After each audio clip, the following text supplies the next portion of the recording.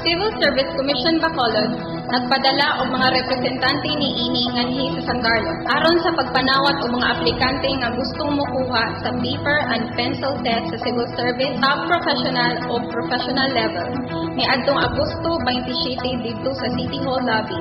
Ang eksamen ipahigayon karong umaabot nga Oktubre 13, 2013. Dili mo minus sa 90 ka tawo ang katibuk-ang tali sa mga aplikante nga mi-file alang sa nahisgutang examination. Lakip na niini ang mga empleyado.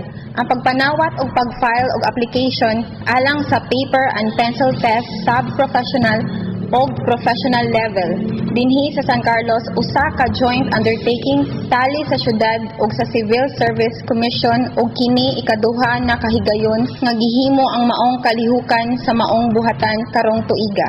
Si Supervising Personnel Specialist Beethoven Piano sa Civil Service Commission maoy mihikay sa papilis sa mga aplikante.